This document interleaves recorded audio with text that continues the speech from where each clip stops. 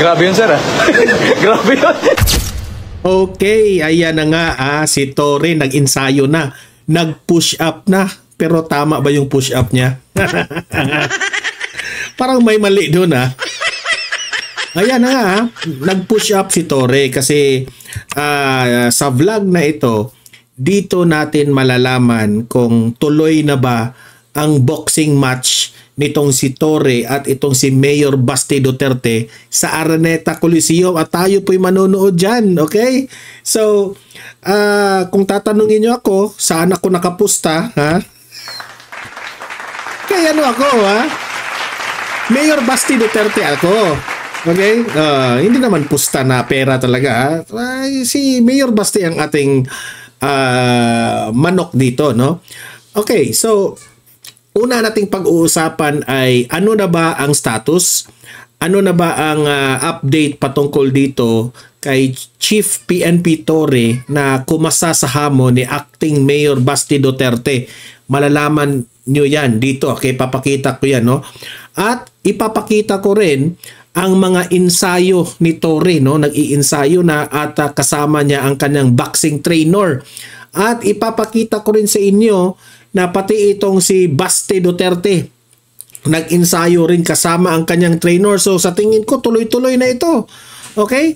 At nag-react na ang Malacanang tungkol dito sa boxing match na ito. At yan ang ating aalamin ano ang nasabi ng Malacanang dito. Okay? At last but not the least, may sorpresa ako sa inyo. Si Guanzon rin. Okay? Rowena Guanzon. May pahabol dito sa boxing na ito. Mamaya, abangan nyo kung ano ang ginawa ni Rowena Guanzon para dito sa boxing match na ito ni Torre at ni Mayor Basti Duterte. Okay? At last but not the least, ipapakita ko sa inyo itong interview ni Conte. Okay? Ito yung si Conting Utak ba na nag-react na po siya patungkol dyan sa ICC. No, yung interim release ni Tatay Digong. Ayan, alam mo naman feeling bright at matalino itong si Conte, di ba? So, let us listen at i-react natin yung kay Attorney Conte sa opinion niya dyan sa interim release ni Tatay Digong. Okay? Ang update niyan. Okay? So, bago ang lahat, help me po muna na i-like at saka i-share itong video na ito para guys, kakalat ito sa taong bayan. Okay? Sabay-sabay muna tayong mag-like and share sa Donmar TV. Itong video na ito, like and share. 1, 2, 3, go! Okay, naka-like and share na ba lahat? And also guys, sa mga bago pa lang dito sa aking channel, mag-subscribe na po kayo para lagi kayong updated sa ating mga balita. And at the same time, yung mga cellphone ninyo, ma-notify yan kung meron tayong breaking news, bagong uploads, o kung nagla-live ang ating channel. Ma-notify kayo lahat dyan. Kaya mahalaga po na mag-subscribe tayo sa Donmar TV. 1, 2, 3, go! Ayan, nakasubscribe na ba lahat? Okay, so eto, simulan na natin Ano na ba ang update patungkol dito sa boxing match ni Torre at itong si Mayor Basti Duterte? Okay, pasok! Hindi inatrasahan ni PNP Chief Police General Nicolas Torre III ang hamong suntukan ni Davao City Acting Mayor Basti Duterte. Sinagot din ng general ang mga umaangal sa pagpatol niya sa hamon. Yan ang Express Report ni Brian Castillo. Matapang ka lang naman, we have the position pero kung suntukan tayo, ararap ko makaya, bita. Sarap talaga awayin, totoo lang. May gigil ang pahayag na yan ni Davao City Acting Mayor Basti Duterte laban kay PNP Chief Nicolas Torre III. Sa isang vlog, naglabas ng hinanakit si Basti na anya'y pinupuntirya raw ang kanilang pamilya. Ang hamong suntukan, hindi inatrasan ng general at nagsadya. Ako, sa totoo lang, I can feel the galit ni Basti Duterte dito kay Diwata Torre. Kasi ikaw ba naman, yung tatay mo, kung paano nila inaresto, nasabi pa nga niya, kinidnap, okay? So, I can feel the frustration on the part of Mayor Basti Duterte. Okay? At sa tingin ko naman, yung paghamon ni Baste Duterte, Mayor Baste, na suntukan na lang tayo, that is out of frustration and anger. Itong si Torre, ang OA, tinutuhanan niya. Para bang, sige, ano natin, lalaki sa lalaki. So, si Torre naman, tinanggap niya ang hamon. Okay? Well, walang problema. Walang problema kung tinanggap mo yung hamon. Pero ako'y naaawa sa iyo, Torre. Bakit ba ako naawa sa kanya? Siyempre naman, you can see the difference, no? Kung sila ay mag-away na yung magsuntukan na silang dalawa. Anyway, may gloves naman sila, di ba? Ang sa akin lang, obvious naman kung sinong matatalo. Ay! Ewan ko na lang kung saan ka pupulutin dito sa boxing match na ito, Torre. Okay, but anyway, sabi ni Torre, magpapatiket sila, pay-per-view raw. Kung maghanap ng mga sponsors, kung sino yung manood, syempre, may ticket siguro yon, at itong pera ay mapupunta sa mga nasalanta ng bagyo. Yan ang sabi ni Torre, ang yabang-yabang, di ba? Tingnan natin, kasi Torre, hinamon ka ni Baste Duterte ng suntukan dahil sa kayabangan mo. Yun naman ang punto. Di ba? So tingnan natin kung ano ito, matutuloy ba ito, okay? Parang venue. Kung yan ang gusto niya, madaling pagbigyan yan, boxing na lang para madaling iset up. At gawin natin this coming Sunday, 9 o'clock. I'll be there in Araneta. I'll ask Araneta to set up a boxing ring. Hopefully, they will oblige. Kung wala naman, di maghanap tayo ng kung saan gym ang gusto niya. Pero bukod sa palitan ng sapak, bakit hindi raw gawing sa pulsa kabutihan? Mungkahin ni Torre, charity boxing match. Marami ang nasalanta ngayon ng bagyo at baha. Maybe we can use this moment or this opportunity for to raise funds. 12 rounds sa sundukan para maganda at para medyo marami-rami ang ma-raise natin. Kasi matapang. At nang tanungin kung kailangan pa bang mag-practice. Charity boxing match, kung magkasakitan, konti lang yan. Unless, lakasan lang ng loob yan. Sa akin naman, pareho lang naman kami siguro. Lakasan lang ng loob. Okay, tingnan natin. Walang practice or baka kung nag-practice siya, okay lang din. Let's see. Ganun lang. Para naman sa mga bashers na haangal. Sus, kawawa ka dito, Torre. Sa totoo lang, no? Ako'y naawa ka sa'yo. Kanyang pagpatol, may banat din ng general. Mag-donate sila para makaraise tayo ng pondo. Pay-per-view. Wala pang sagot si Baste kung game ba siya this Sunday. Nagbabalita mula sa frontline. Wala pa raw sagot si Baste. Pero nag-iinsayo na si Baste, ha? Ipapakita ko sa inyo, siguro, tinanggap rin ni Mayor Baste itong sinabi ni Torre, no? Ang nangyari, heto na. Na-pressure na si Torre at nagpanic na. So, heto na.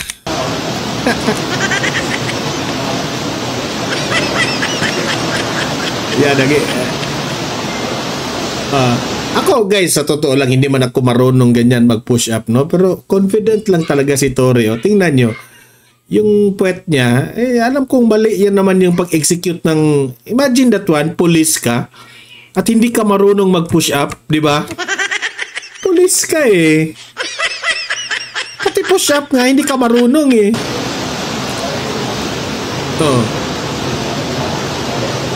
Ayan, no? Halatang halata, no? Nakaantabay yung media. Yung media talaga. It's very obvious na si Torre is, ito opinion ko ito parang si Torre hungry for fame. O gusto niya sumikat Ganito siguro ang style niya na para sumikat siya, di ba?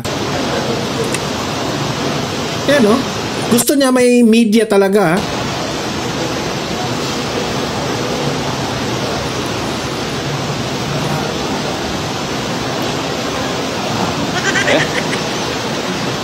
Grabe yun, sir, Grabe yun.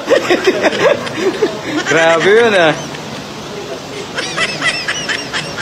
Ewan ko na lang saan ka pupulutin dito, Torre. Yun yung yun yung push up ni Torre. Okay? Heto naman.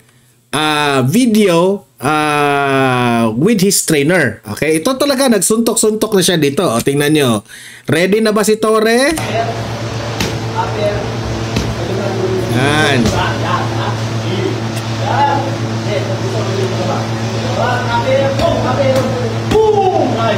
Oh, di ba? Ako nayayabangan ako eh. Kasi may nakita akong video na nag-video rin siya na parang kumakalabit ng mga jaril, di ba? Oh.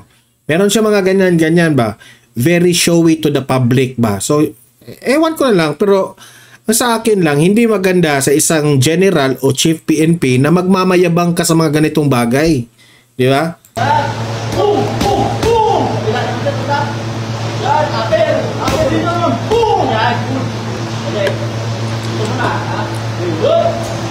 Tingnan nyo na, i-compare natin ito mamaya sa training ni Basti Duterte, okay? Parang si Boboy Fernandez yung trainer ni parang si Boboy at si Pacquiao. Dapat sa Araneta man ito gagawin, dapat may scorecard rin. Yung round girl, ang round girl natin dito si Diwata, di ba? Si Diwata yung round girl. Sino pang pwede itong i-round girl? Si Mamshi, di ba? Si F. Eliza, round girl. Sino pa? Si pwedeng i-round girl natin, si Auntie Claire Castro. Di ba? Round girl. Yun ang pwedeng ma-round girl dito. Sino pa ba? Di ba? Dapat may round girl rin.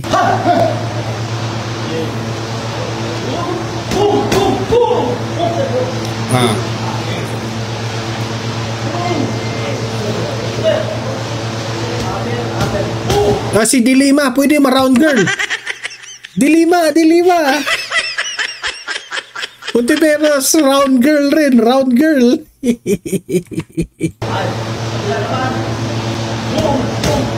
Wow, ang galing. Galing. Ewan ko na lang.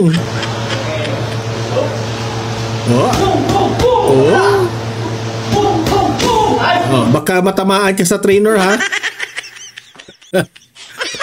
Pag ganun ba? Pag ganun sa trainer, hindi kayo makalihay. Ikaw yung matamaan. Di ba? Yun yung training with the trainer ni Torre, ha? Ito naman. After the training, hindi maiiwasan na may interview si Torre. Ito, in-interview siya. Hindi pala yan. Ito. Sa linggo? Anytime naman ready tayo. Anytime ready tayo. Para kang kinakabahan ka na eh. Ayan pinapawisan ka na eh. Meron nga isang video dito na parang hinihingal siya eh. Training pa lang yan, ha? Training pa lang yan. Hinihingal ka na. Sir, how's the practice, sir? Kumusta yung bilis ninyo? Anong observation ninyo sa power hole ninyo? Mahina na nga ako eh. Pero marami nagka-interest sa larong ito. Kaya, just to give them an entertainment, medyo para we can have a sort of credibility. Entertainment pala, ha? Pero kay Basti yan. Ang iisipin ni Basti, kada suntok ni Basti, ang iisipin niya, ang tatay niya. Sa'yo, entertainment. Ang kay Basti, galit yun eh. Dahil sa ginawa ninyo sa tatay niya. Good luck na lang sa mukha mo, Torre. Good luck sa mukha mo talaga. Dudurugin yan ni Basti. Showing up. Nag-refresh tayo ng konti sa ating mga dating ginagawa. Mapansin nyo, matanda na tayo at sabi nga ng trainer ko, mahina na nga ang hangin eh. Kaya wala nang diin ng mga suntok. Kaya I really hope na matuloy ito para makita naman nila na we're serious in this dahil sa ating fundraising ito. At ito ay para naman sa mga typhoon and flood victims. Sir, yung kahapon. So he's very dedicated talaga na matuloy yan, no? Well, let's listen from the kung ano ang opinion, reaction at kung handa na ba rin si Basti. Hindi pa naman siya nagpalabas ng statement dito. Okay? So, galing sa nag-video sila ng maraming media. Alam niyo naman, mayabang ka eh. So, ang daming media. Ito naman kay Basti Duterte, ipapakita ko sa inyo yung training niya, no? Na walang media. May naka-video lang at tingnan nyo. Kayo nang humusga kung sinong mananalo. Sa pagbabasihan nyo, i-compare nyo sa training nila, ha? Sino mananalo? At tingnan nyo kay Baste, ha? Durog ka dito.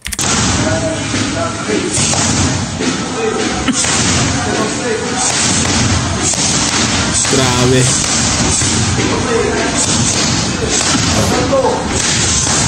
Walang media yan. Okay? Yun, ganun lang kaikli yung video. Walang media. Tingnan natin kung mananalo ka ba dito, ha? Yun. Ang lakas ng suntok ni Baste,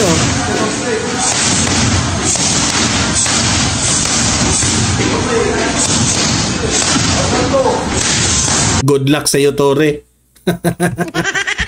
Good luck sa'yo. Basta hindi ka mandaya, ha? Ito na, reaction ng Malacanang. Reaction ni Auntie Claire Castro dito sa boxing match ni Torre at ni Mayor Basti Duterte. Auntie Claire Castro, pasok. General Torre. Oo, nakita namin. Opo, ma'am, ano masasabi mo rin doon? Hindi ko alam kung matutuloy. Hindi ko alam. Hindi ko alam kung matutuloy. Okay. Kung matuloy man, good luck. Okay po, thank you, ma'am. Ganun siya, no? Parang may... Ano kung matutuloy? Matutuloy tayo. Hindi matuloy. Matutuloy ba? Ay, naku. Parang si Koke, eh. Ito. Si Rowena Guanzon. Tingnan nyo, ha? Rowena Guanzon. Ano ang piniprepare mo? Ha? Ano ang ipiniprepare ni Rowena Guanzon? Rowena Guanzon, pasok! Hala!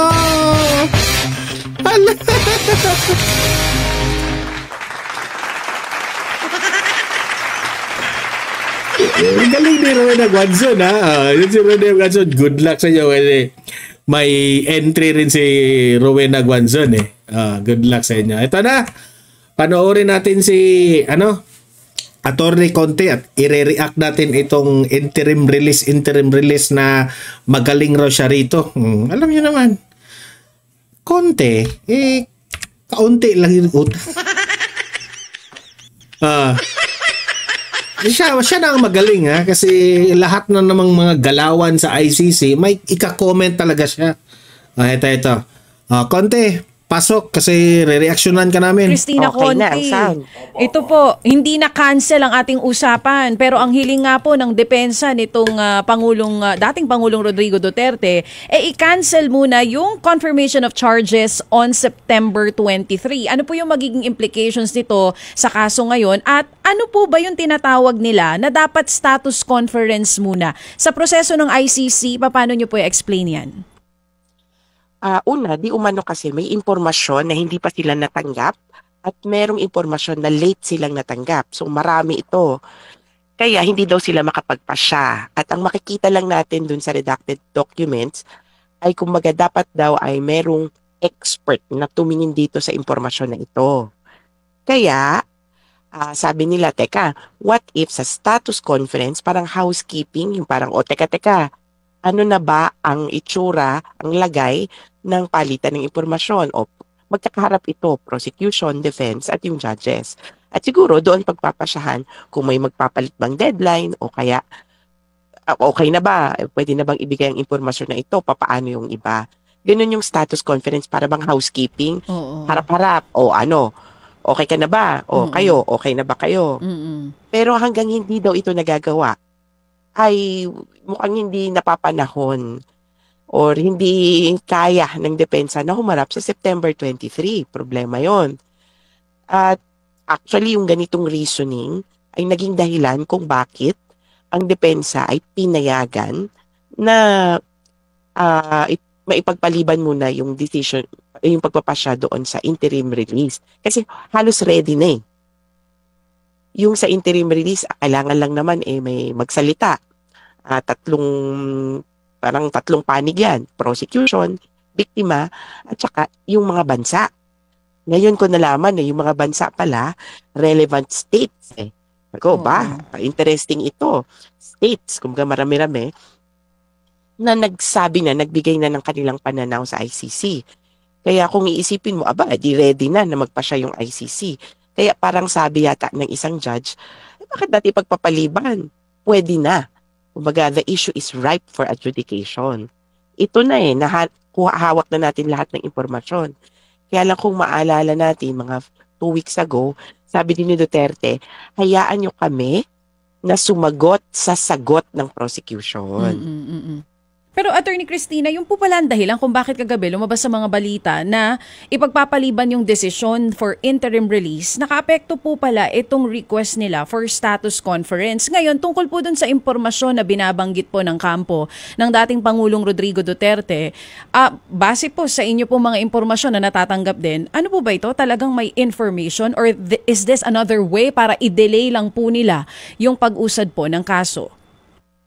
Mukhang may laman yung impormasyon, palagay ko. At for me, telling na sinasabi nila, gagamitin nila sa depensa nila yung itong impormasyon. At kung ano man ito, ay mukhang may kailangan pang pagdaanang na, kumbaga, test o kaya parang expert, may hinihintay silang expert na tumingin itong impormasyon. Kaya, abangan natin. Ang hirap mag-speculate para hindi na rin kumbaga malito yung mga tao. Huwag na tayong mag-speculate. Hintayin natin kung yung mismong depensa ang magsasabi kung ano ba itong impormasyon.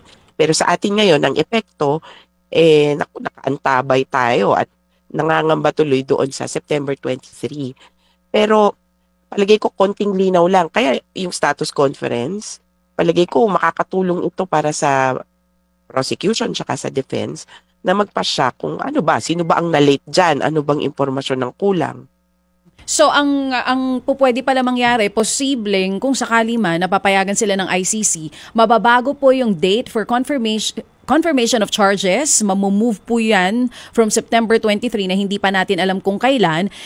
Gaano po katagal bago desisyonan itong mga ganitong hiling ng kampo ng dating Pangulong Duterte? Dalawa yung hiling nila ngayon eh. Yung una, wag muna decidean yung interim release, and then yung pangalawa, ito nga po na baguhin yung wag muna mag-confirmation of charges, dito muna tayo sa state conference. Gaano katagal po ang desisyon dyan ng ICC? Dapat mabilis lang kasi housekeeping, pwedeng kahit isang judge lang yan eh. Parang paghaharapin lang yung dalawang partido at sabihin, ano ba? Siguro ka ba dyan? Naggaling-galingan ka na naman. Ha? Kasi itong si Conte, sinisita ito ni Kaufman eh. Di ba? Wala ka namang alam sa international mga yung sa international law, di ba? May changes ba? Pero DJ Chacha, may isa pa na pending. Yung kanilang defense na challenge to jurisdiction, na wala namang jurisdiction yung court. Kaya wag na tayong tumuloy at all sa status conference. Kaya parang itong ICC, hindi naman sa lunod, pero parang medyo nasa leeg na ang kanilang motion galing dun sa kabila. Hindi, takot ka lang. Kasi mahilig ka eh. Kung pabor sa inyo, okay ang ICC. Pero kung hindi pabor sa inyo, hawak leeg yung ICC. Ganon. Ikaw, Conte, wala ka talaga. Bias ka na talaga. Kasi may status conference para sa confirmation of charges, kung hindi mapipigilan. At the same time, kini-question nila yung proceedings. Kumbaga, dapat hindi na nga nagsisimula ito. Dapat hindi na nga tayo tutuloy dito. Kasi wala naman kayo jurisdiction. Tapos, meron pang patungkol sa interim release. Kumbaga, karapatan naman niya yung interim release na yan eh. Bakit kayo umiiyak? Diba? Ang lumalabas ngayon, walang magpapasya o walang magde-decide on anything. At kung pwede sana, sabi ng defense, ewan ko nga rin, sa September 23, doon ang panahon para magpasya. Kumbaga, harap-harap. ayaw pa rin nilang matuloy yun. Kaya sabi namin nakaka-worry. Nakaka-worry. Kasi, nag-worry kayo kasi invento lang yung mga ebidensya ninyo. Yun ang katotohanan eh. Kasi unti-unti na kayong nabubuking eh. Di ba? Nakaka-concern na maski yung defense, sila pumapayag na ipagpalit. Kasi yung interim release, kung ako gusto kong lumaya, pagpasahan nyo na ngayon. Kaya lang, hindi yun ganyan. Kailangan rin silang maghanda. Ikaw, atat na atat ka kasing makulong na si Tatay Digong eh. Obvious ka na.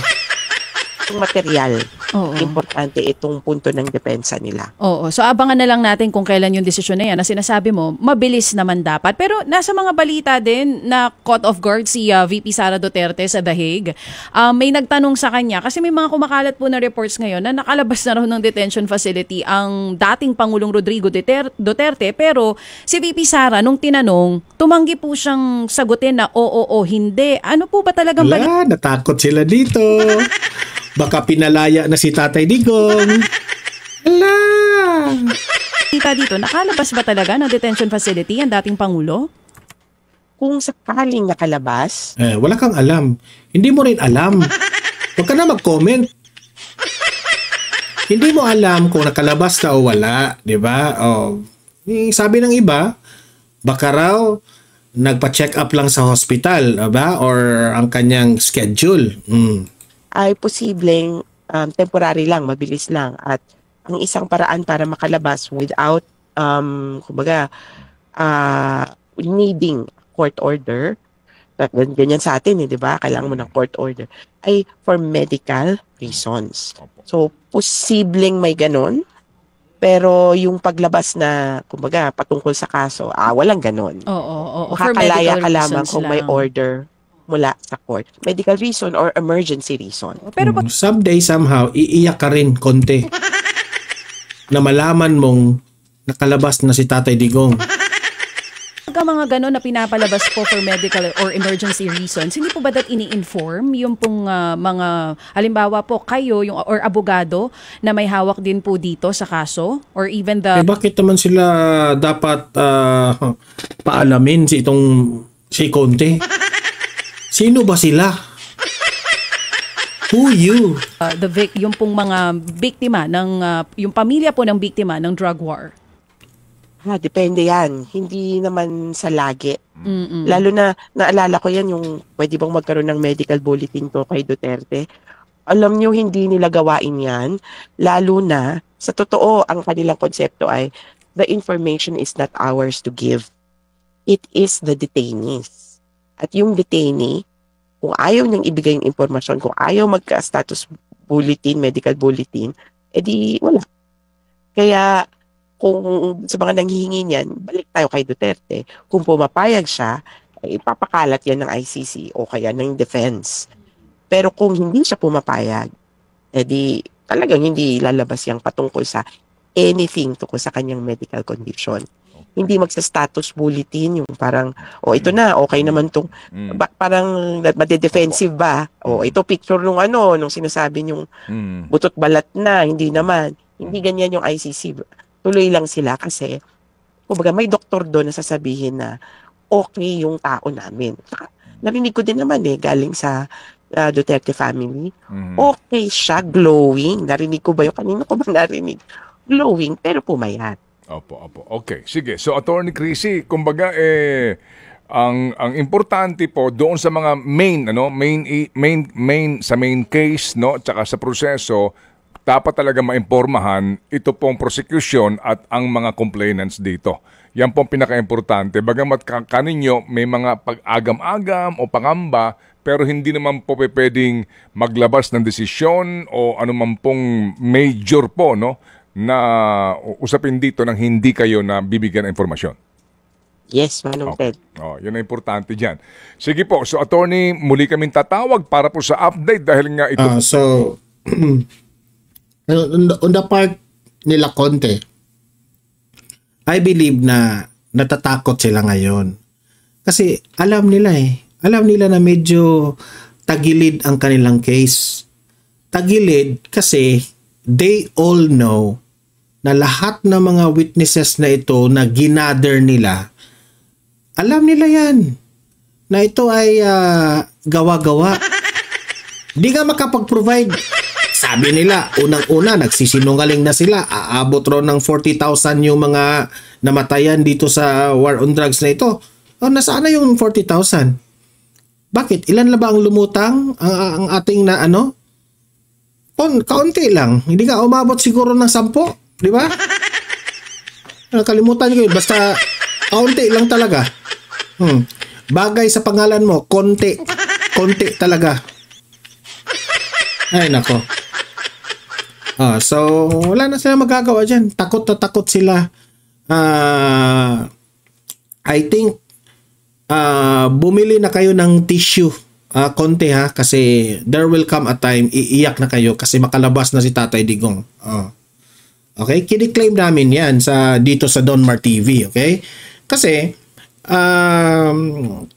alam naman namin malinis ang konsensya ni Tatay Digong sa kanyang ginagawa. Saksi ang buong Pilipino kung papaano ginawa ni Tatay Digong itong programang itong War on Drugs. Kasi po, sobrang lumala na ang droga sa Pilipinas. Yun lang ang pagbabasihan. Diyan pa lamang, in front of the ICC, ang daming mga Pilipino na nagrarally. Everyday yan everyday. Magtataka ang ICC dito. There is something about this man. Bakit mahal ito ng mga Pilipino? Ganun yung sasabihin pero yung trick sila Trillanes, sila Atty. Conte, sila De Lima, wala namang humahanga dito sa mga taong ito. Ang dami nga mga nagagalit dito. Kasi one of these days, matutuklasan yan ng mga taga-ICC na minamahal ng taong bayan sa Pilipinas itong si former President Duterte. Pero itong mga kalaban, kalaban ito sa, remember kalaban ito sa politika, itong nagpasimuno nitong kasong ito Diba? Diyan pa lamang, magtataka ng ICC dyan na it involves politics. They will paint Duterte black in order for them na malinis sila. Paano magiging malinis yung mga ginagawa nyo na pati nga yung mga rally ninyo, di ba? Hawak-hawak yung mga placards, yung mga namatay di umano. Merong mga nagko-comment, "Uy, ba't ako nakasali dyan? Buhay pa ako meron ganun Meron ng isa, sabi niya, "Bakit nasali yung yung kapatid ko dyan? Yung kapatid ko, namatay yun sa disgrasya. Pero bakit na yung mukha ng kapatid ko nandyan?" Maraming nagtataka doon Diba? Ebidensya na yun. Pwede yung gawing ebidensya. Diba? You are claiming na these people namatay sa war on drugs ni Tatay Digong. When in fact, mismo ang publiko nag-testify. Alam nila. Bakit kayo pumupunta dyan? Alam namin, marami. Nag-trending yun Diba? Si Aling ko, kalimutan ko yung pangalan. Si Aling Duling, bakit ka nandyan, Aling Duling? Alam naman namin yung yung anak mo, Jadik yun. May ganong mga nang ko-comment. Diba? So, malabo to malabo. Sabi pa nga ni Atty. Panelo dito, nahayaan natin, irespeto natin kung ano ang desisyon ng taga-ICC. Ito sila Conte kaunting move sa ICC, ko-comment ka agad Pinagsabihan ka na nga ni Kaufman na sinungaling ka. Gumagawa ka ng kwento. Gumagawa siyang ng kwento Sinisita nga siya ni Kaufman Si Kaufman naman, alam mo naman na veteranong mga abogado dyan sa ICC. So, alam natin na he knows all the procedures. Diba? Yan nga ang panawagan ng ni former President Duterte at ni Atty. Kaufman na wag na lang mag-react kung patungkol sa ICC. Kasi hayaan natin, irespeto natin ang ICC. Yun naman ang ano nila eh. Yun ang panawagan ng kampo ni Duterte. Okay? So, ewan ko na lang, no? Ewan ko na lang. I hope yung balita na nakalabas si Tatay Digong, I hope lang, no? Yun na yung interim release. Hala! Maraming nagsasabi na baka nagpa-check up, schedule ng check up niya. Kasi merong nagsasabi na meron namang doktor dyan sa loob. Hindi natin alam, may laboratory si Tatay Digong at doon sa labas ng hospital, sa labas ng ICC siya nagpa-laboratory. Hindi natin alam, matanda na siya. Diba? Tama. Si Tatay Digong is glowing up, no? Glowing siya, pero pumayat lang, di ba? Kapag makarinig ito si Conte, itong mga kalaban ni Duterte na nag-glowing si Tatay Digong, masakit yan sa kanila eh. Di ba? Nasasaktan yan sila eh. Nung sinabi na pumayat si Duterte, tuwang-tuwa sila. Ay, pumayat si Duterte, tuwang-tuwa. Pero pumayat, pero glowing. Nasakta naman sila. Diba? So, let's see. Kaya panawagan ko sa mga Duterte supporters, no? Duterte diehard supporters, mga kapwa natin DDS, ay patuloy lang tayo na magdasal kay Tatay Digong na one of these days, no, a miracle will happen na makalabas na siya. Kasi po, hindi siya pababayaan ng Panginoon natin. Alam ng Panginoon na sinakripisyo niya ang kanyang sarili para sa mga Pilipino.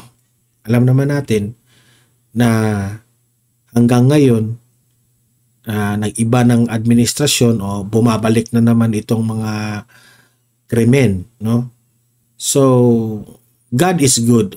Yan ang lagi nating tandaan, mga ka-DDS. God is good. Someday, makakalabas rin itong si Tatay Digong. Kasi po, malinis po ang konsensya niya sa ginagawa niya. Okay? Nagmahal siya sa ating bayan. Isinakripisyo niya ang kanyang buhay para sa lahat ng mga inosenteng bata, lahat-lahat sa mga pamilyang lulong ang kanilang member of a family. Walang ibang politicians ang makagawa sa ginawa ni Tatay Digong. Na hindi siya takot, makulong, mamatay o kahit anuman. Ang importante sa kanya, secure tayong lahat. Kaya nga tinatawag siya ng tatay natin. Di ba?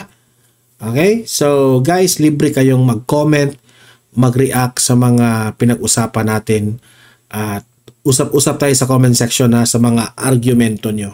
Okay? Paki-like, paki-share itong video na to para kakalat ito sa maraming tao, maraming makapanood. Okay? And sa mga bago pa lang dito sa aking channel na nakakita dito sa ating programa, mag-subscribe na po kayo kasi libre lang ito. Walang bayad. Subscribe para updated kayo lagi. Okay? So, see you in my next video. Have a great day. Have a great night. God bless po sa ating lahat. Mabuhay ang Pilipinas and God save the Philippines. Bye-bye.